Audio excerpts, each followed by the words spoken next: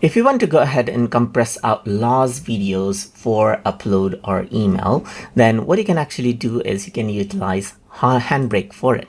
So for that, I can go around over here onto file menu, and let's just go around over here onto the videos folder itself, where I have a particular video right here. And if I were to go around onto properties, you can see that this is 41.4 megabyte right here. So this is not compressed, so this is uncompressed. So let's just go ahead and select this and open it out, and the video gets loaded. So now in order to compress it, I'm going to go for web optimized right here, which is much more efficient for web uploads. So over here you can see that MP4 format is the file right here, and that is what you have. So now on the dimension side, you can see that the same dimension is here, which is fine, but you can also go ahead and then decrease out the dimension if you want to as well.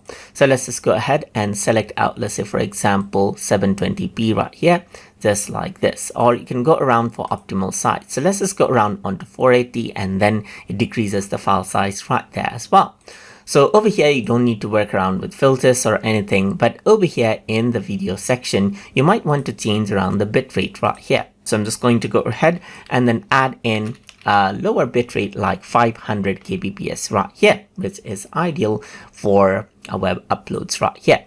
So you can see that the video encoder is S.264 right now, but you want to make it smaller. So I'm just going to go ahead and utilize S.265 right here.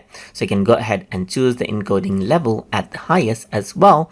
And then what happens is that it goes ahead and utilizes that out. So I'm just going to go ahead and change this out to MP4 right here, just like this, and start the encoding process right here. So utilizing that particular options, it simply goes ahead and then compresses it out right here. So you can see that it's using double pass. It's analyzing all of the contents right here so that it can turn it into a final efficient video file. So you can see that it's completed now.